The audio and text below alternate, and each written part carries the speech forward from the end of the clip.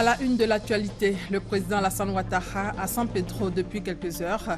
Les populations lui ont réservé un accueil inoubliable. Un conseil des ministres prévu à 16 heures. Aux côtés du président, son épouse, comme à son habitude, la première dame a une fois encore fait parler son cœur. Dominique Ouattara a fait des dons sur place.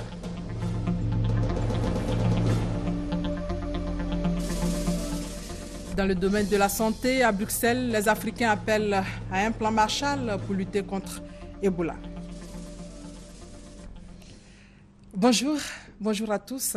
Le président a quitté Abidjan ce matin pour San Pedro, ville pavoisée aux couleurs nationales. Les populations de San Pedro et avec elles celles de Soubré, Méagui, Mayos, Sassandra, Fresco ont accueilli le président Alassane Ouattara dans la faveur. Sur place, honneur militaire et bain de foule. Le chef de l'État démarre ainsi sa visite d'État jusqu'au 8 mars dans les régions de la Nawa, du Boclé et de San Pedro. Aussitôt arrivé, le président de la République a exprimé sa joie. Il est tout simplement heureux d'être là pendant quelques jours. Extrait. Vous savez, c'est toujours un grand bonheur d'être à San Pedro. J'étais là il y a 2 ans pour aller lancer les travaux du barrage de Soubré. Aujourd'hui, c'est une visite d'État. Je l'avais promis aux populations. Et donc, je suis heureux de venir séjourner ici pendant quelques jours. En tout cas, nous voyons déjà beaucoup de chaleur dans l'hospitalité. Donc, Mme Ouattara et moi-même sommes particulièrement heureux de pouvoir effectuer cette visite aujourd'hui. Donc, bonjour, salut à toutes les populations du Bas-Sassandra. Merci encore. Merci. Première déclaration du président dès son arrivée ce matin à San Pedro. À 16 heures, le chef de l'État présidera un conseil des ministres à la mairie de la ville. Dans toutes ces visites d'État, la première dame, toujours aux côtés de son époux, Dominique Ouattara, a fait des dons aux populations de Guéyo. On fait le point avec notre envoyé spécial sur place, Thomas Gessambi. Difficile d'accès. Le bonheur réservé à Guéyo est tout de même aller la trouver. Ne demandez donc pas pourquoi ces hommes, ces femmes et ces jeunes sont si heureux de la venue des envoyés de la première dame, Dominique Ouattara. Guéyo n'est pas oublié. Guéyo, grande zone de production agricole, peut vivre et espérer des lendemains meilleurs. La substance des discours. L'espoir est donc désormais permis pour Guéyo avec ce don de la première dame à hauteur de 110 millions de francs CFA. Infiniment merci pour ce qu'elle a fait pour nous. Nous espérons la revoir nous-mêmes un jour ici. On attend encore les infrastructures pour pouvoir mettre tout ce paquet-là à l'intérieur. Et cela nous va droit au cœur. C'est la première fois qu'une première dame arrive comme ça pour faire de nombreux dons. On avait vraiment besoin de cela. Donc c'est venu à temps pour permettre aux femmes là, de mieux travailler. Parce qu'ici, nous produisons beaucoup de vivriers. Et nous avons des problèmes même pour faire sortir ces vivriers-là de la brousse. Donc avec ces tracteurs-là, je pense que les femmes pourront mieux faire.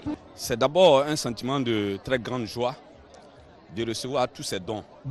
C'est la preuve que c'est une grande dame de cœur, qui a fait parler ce cœur-là pour nous combler de joie. Parce que tout ce matériel vient combler un vide qui existait. Faire bon usage du matériel reçu, permettre à un grand nombre de personnes d'en bénéficier, encourager la première dame à continuer son action sociale, sont des propos qui ont meublé l'intervention de Patricia Yao Sylvie, représentant la première dame. Guéyo n'est pas oublié, contrairement à ce que vous croyez. Guéyo n'est pas du tout oublié, ni par le président de la République, ni par la première dame. Et nous sommes venus vous en apporter la preuve, chers parents de Guéyo. C'est donc. La première dame dit que c'est pour vous et personne ne vous fera payer ces choses. Vous les aurez gratuitement. Ici aussi, touchées par la générosité de l'épouse du chef de l'État, les populations ont fait des dons, essentiellement en vivres, à Dominique Ouattara. Après Guéyo, Dominique Ouattara a offert aux populations de Méagui des dons d'une valeur de 100 millions de francs CFA, dont composés entre autres d'ambulances pour l'hôpital général de la ville et de lits d'hospitalisation, nous dit Thomas Gessambi. Avant le coup d'accélérateur au développement que viendra donner son époux dans le district du Bas-Sassandra, Dominique Ouattara fait parler son cœur. À Meyagui, le bruit des dons de l'épouse du chef de l'État fait déplacer toute une cité en un lieu dit, la place de l'indépendance. En ces lieux, pas de place pour mettre le pied, tout comme pour exposer le volume du don. Mais il y a eu de la place tout de même pour la communion fraternelle et pour le partage. Plus de 100 millions de francs CFA de dons en nature de la part de la première dame pour diverses couches et divers domaines.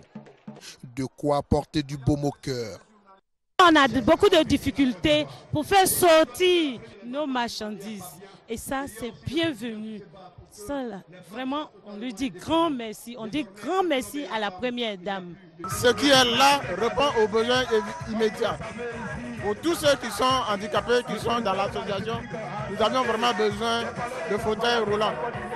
Alors, nous sommes très heureux d'avoir reçu ces fauteuils roulants. On a l'impression même que Madame la Première Dame était déjà dans l'esprit et dans le cœur des populations de Meyagui. La preuve, c'est qu'elle a devancé les doléances pour faire des dons jusqu'à 100 millions de francs. Il n'y a pas de terme, il n'y a pas de mots pour lui dire merci. Pour Yao Patricia Sylvie, directrice de cabinet de la Première Dame, ce geste de Dominique Ouattara, à côté d'apporter le soulagement, devrait encore rapprocher les uns des autres. Avec tous ces dons que vous voyez sur cette place, nous avons particulièrement insisté sur le fait que ces dons sont des besoins spécifiques des populations et nous avons souhaité également que le corps préfectoral et toutes les autres autorités administratives et politiques distribuent ces dons sans qu'il n'y ait de palabres autour et que tout se passe très bien dans la cohésion et dans l'unité. C'est le message de la Première Dame. En chargeant à leur tour les mains de l'envoyé de la Première Dame de cadeaux pour leur bienfaitrice, les populations ont fait le pari d'une mobilisation exceptionnelle pour le passage du président de la République au cours de sa visite d'État dans leur cité. Et justement, le président arrive à San Pedro à un moment où la ville, à l'instar des autres régions de la Côte d'Ivoire, connaît de nombreuses difficultés. Des difficultés liées à l'électricité, à l'eau potable, à l'accès et à l'accueil dans les centres de santé. Les populations de San Pedro souhaitent qu'une solution soit trouvée en vue de soulager leurs souffrances. Kone Pagasor.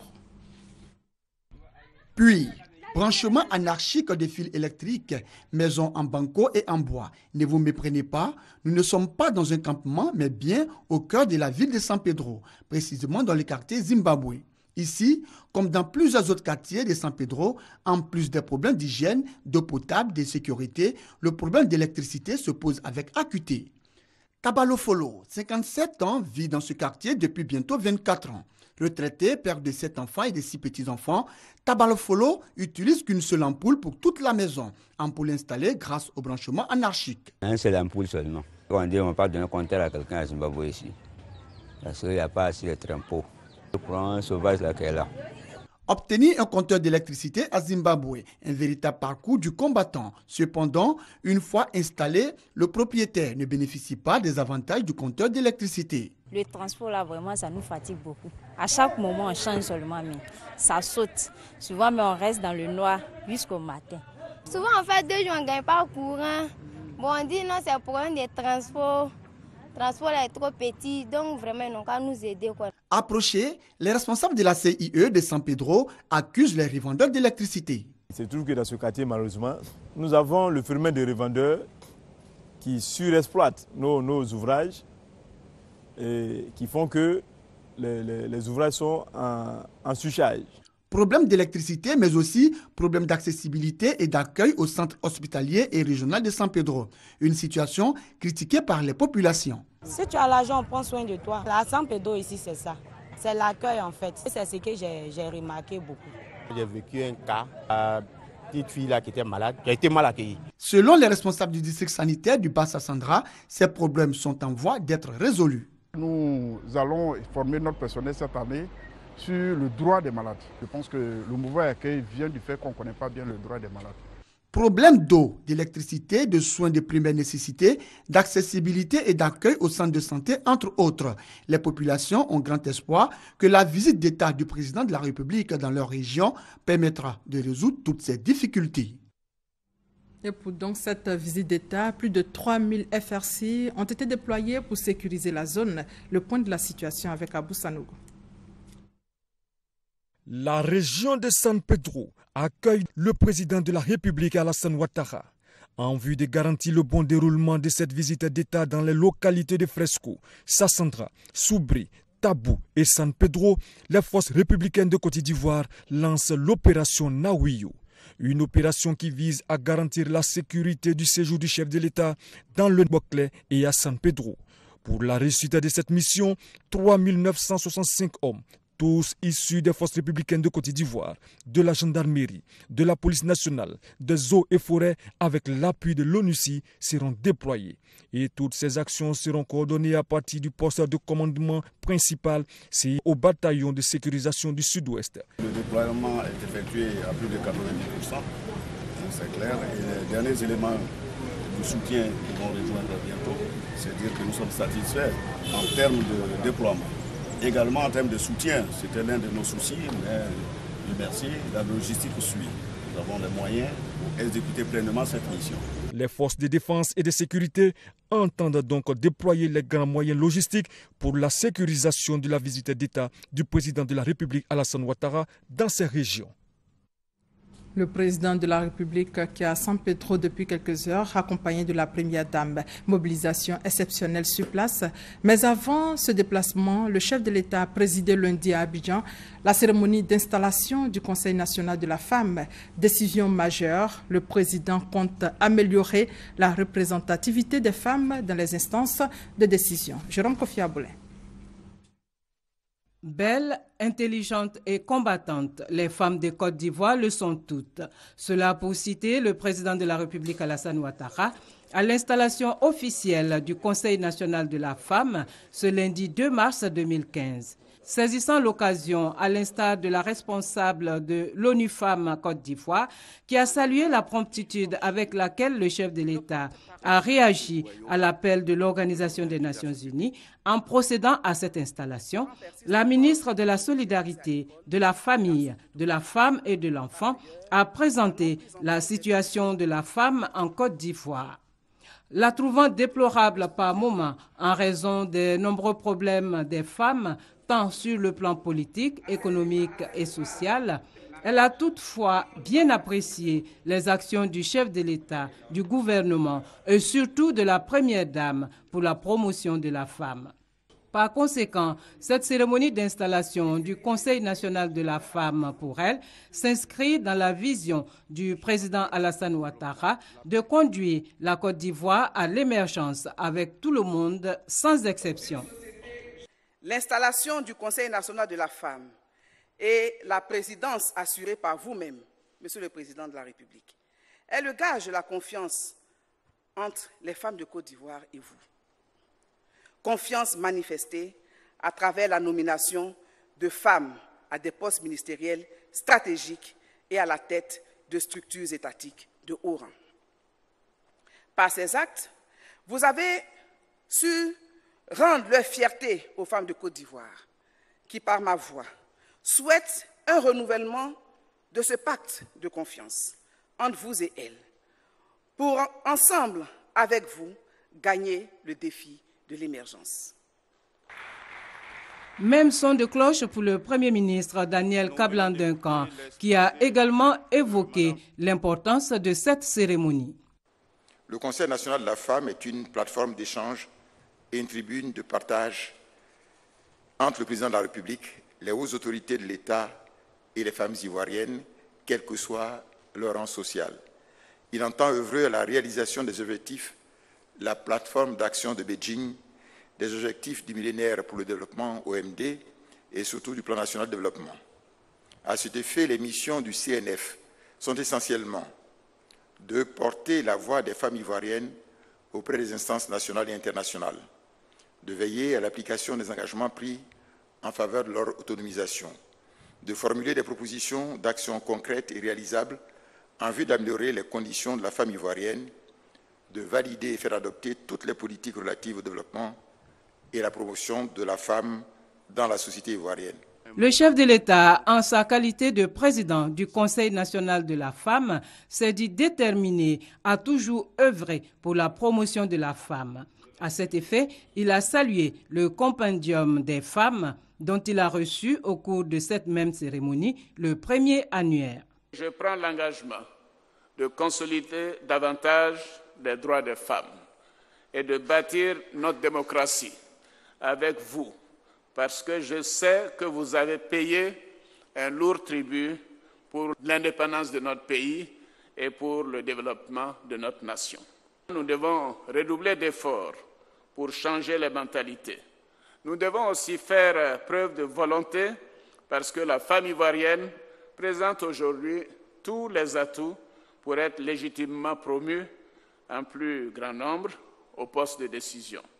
Le compendium des compétences féminines, programme d'aide à la prise de décision, permettra d'offrir aux décideurs de notre pays, aussi bien du privé que du public, une base de données d'excellence pour la promotion de la femme dans tous les secteurs. La valorisation des compétences féminines répertoriées dans le compendium interpelle le gouvernement sur l'urgence de mettre fin aux disparités salariales hommes-femmes, là où il en existe, et à toute forme d'inégalité basée sur le genre.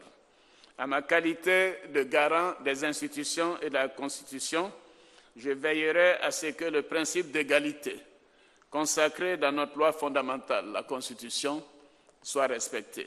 Pour le président Alassane Ouattara, le Conseil national de la femme représente beaucoup pour la Côte d'Ivoire. Le Conseil national de la femme que nous installons aujourd'hui permettra d'assurer une veille stratégique pour toutes les questions concernant la protection, la promotion et l'autonomisation des femmes. En plus de ces missions, je vous encourage également à prendre le parti de la paix et à promouvoir la réconciliation nationale à travers notre pays.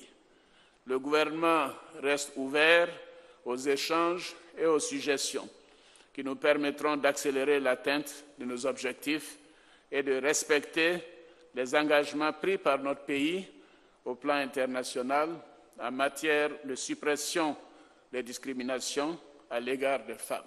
Outre les échanges ayant trait notamment à la parité hommes-femmes, au problème d'emploi des personnes en situation de handicap, un hommage particulier a été rendu à la première dame Dominique Ouattara, invitée d'honneur de cette cérémonie. Il s'agit en fait d'un témoignage de Mme Salimata Porké, eu égard à son œuvre de bienfaisance à travers Children of Africa. Pour elle, c'est avec beaucoup de fierté que les actions de la première dame Dominique Ouattara sont accueillies à travers le monde entier. Le reportage de Jérôme Kofi Aboulin a été commenté pour vous par Awa Touré. Selon les derniers chiffres, seulement 16% des entreprises légalement constituées sont détenues par les femmes. Un pourcentage qui traduit la faible présence de la gente féminine dans le milieu des affaires. Pour remédier à cette situation, il se tient depuis le 2 mars la première conférence annuelle sur la femme entrepreneur de Côte d'Ivoire. C'est une initiative de la Fédération ivoirienne des petites et moyennes entreprises. Mahama Traoré. Pour les femmes, réussir dans le milieu des affaires n'est pas chose aisée. Elles doivent faire face à de nombreuses difficultés liées spécifiquement au genre. Les difficultés auxquelles nous sommes souvent confrontés, c'est d'abord le financement et puis la formation aussi. On a besoin d'être formé pour être compétitive. C'est pas facile avec le foyer, la maternité, tout ça, de pouvoir gérer en même temps les enfants, le foyer, puis les affaires. Voilà, parce qu'il faut être apte à tout gérer à la fois. Autant de difficultés qui expliquent pourquoi 16% des entreprises légalement constituées en Côte d'Ivoire appartiennent à des femmes. Une faible présence que la Fédération ivoirienne des PME entend relever à travers l'organisation de la première conférence annuelle sur la femme entrepreneur. Durant 3 jours, il sera question de trouver les voies et moyens visant à faire de la gente féminine un maillon essentiel du processus de développement socio-économique du pays. Nous avons l'intention de mettre en place tout un programme d'accompagnement de ces femmes. Et nous avons, pour nous, décidé de mettre l'accent sur la formation. Nous pensons que la formation, l'information sont des clés pour la réussite. Nous avons fait une formation sur l'éthique, qui est aujourd'hui un outil incontournable pour ceux qui veulent réussir. Il faut que nos femmes, quel que soit leur niveau, se familiarisent à cet outil. Cette première conférence annuelle sur la femme entrepreneur se tient en prélude à la Journée internationale de la femme, qui sera célébrée ce dimanche 8 mars. Et vous l'avez entendu, ces femmes entrepreneurs de Côte d'Ivoire ont bénéficié d'une formation sur la gestion numérique. Au menu des travaux, l'acquisition et vente de produits et services et la gestion clientèle. Juliette Ouéa pour plus de détails. Les technologies de l'information et de la communication sont un outil indispensable dans la gestion rigoureuse et le développement des entreprises. C'est ce qui ressort de la pré-conférence annuelle de la femme entrepreneur de Côte d'Ivoire 2015. Cependant, dans l'entrepreneuriat féminin, l'analphabétisme informatique et la sous-utilisation des TIC par les femmes constituent un obstacle. Pour remédier à ce problème, la Fédération ivoirienne des petites et moyennes entreprises et ses partenaires organisent un atelier de formation d'environ 300 femmes entrepreneurs.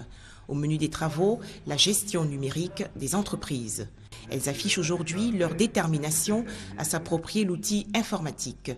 Nous voulons être aussi du navire de l'émergence. Il faut que la femme entrepreneur, à l'horizon 2020, puisse gérer sa comptabilité elle-même, puisse analyser ses comptes elle-même et qu'elle puisse tenir un compte d'exploitation de sa société qu'elle gère.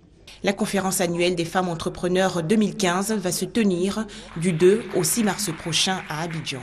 Objectif, emmener les femmes entrepreneurs à jouer leur partition dans la relance économique de la Côte d'Ivoire. Dans l'actualité également, à l'Assemblée nationale, le projet de réforme de l'armée a été adopté en commission. C'est un texte pour adapter l'armée et la gendarmerie nationale aux exigences nouvelles de leur mission. Le compte rendu de Léon Bron.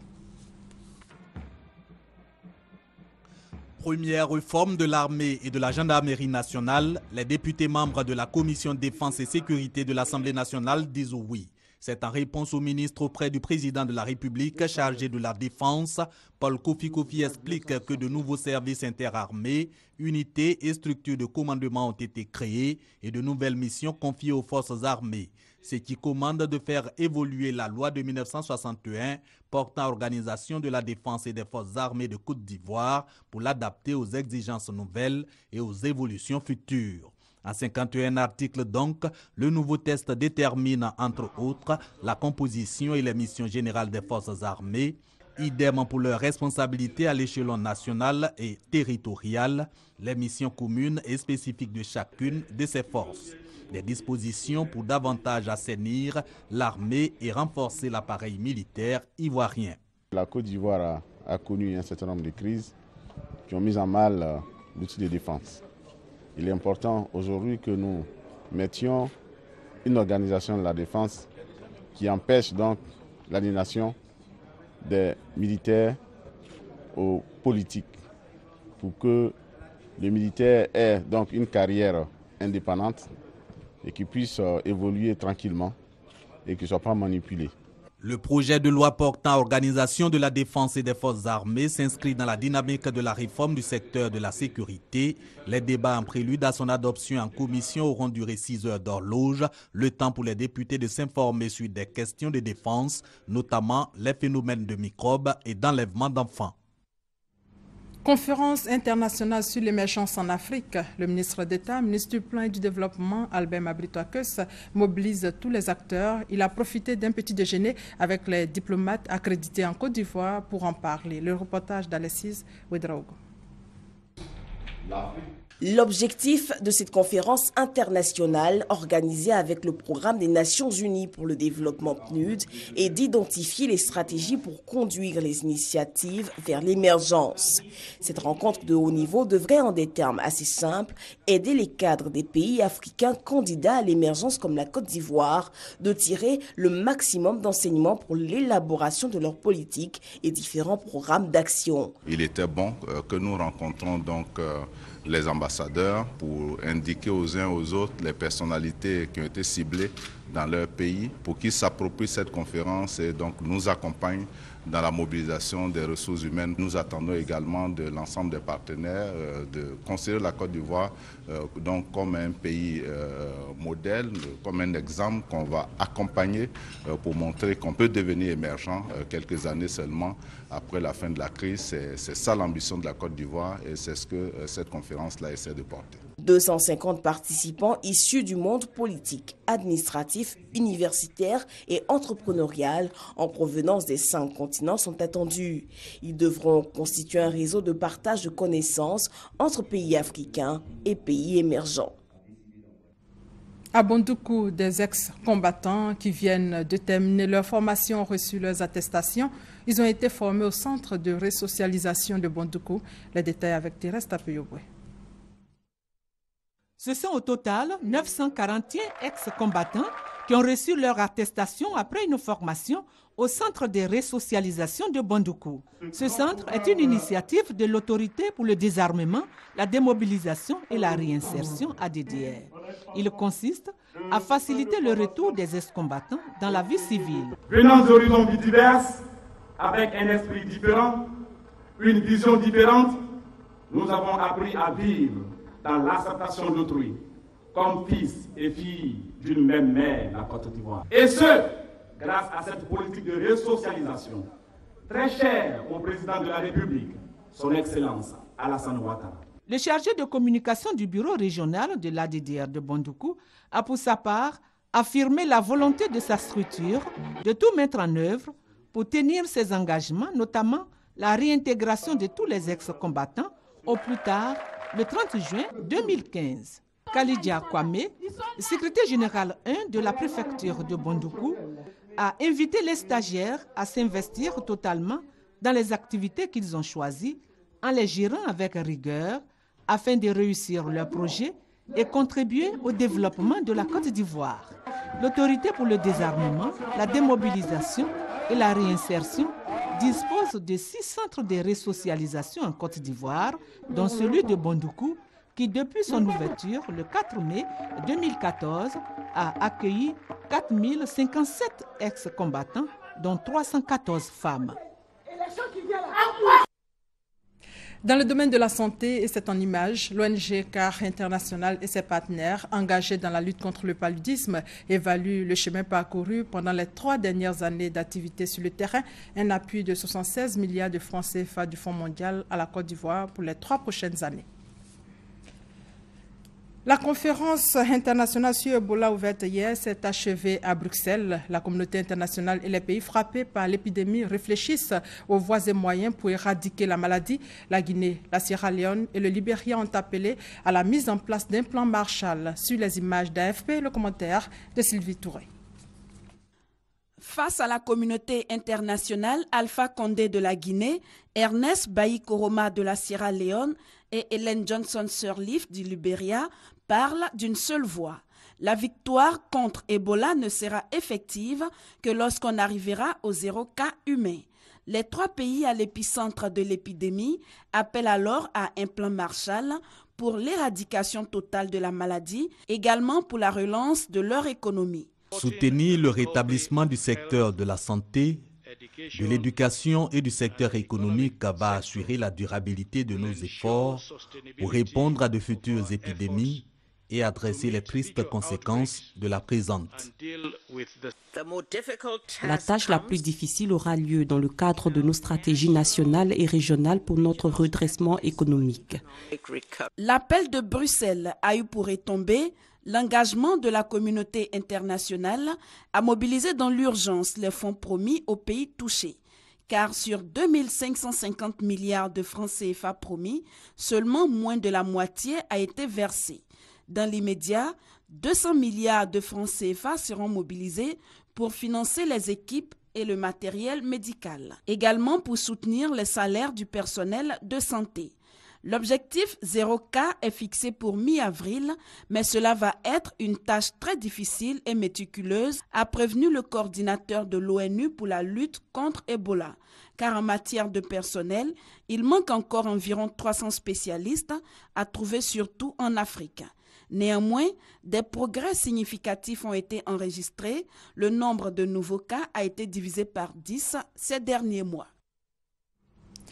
Rappelons pour terminer en image que depuis quelques heures, le chef de l'État est dans le district du Bas-Sassandra, une visite d'État de 5 jours pour communier avec les populations. C'est la 7e visite d'État qui sera marquée cet après-midi par un conseil des ministres à la mairie de San Pedro. Nos équipes déployées sur place vous feront vivre ou revivre les temps forts de cet événement dans notre édition de 20h. Ainsi s'achève ce 13h supervisé par Adama Kone. Merci de votre fidélité.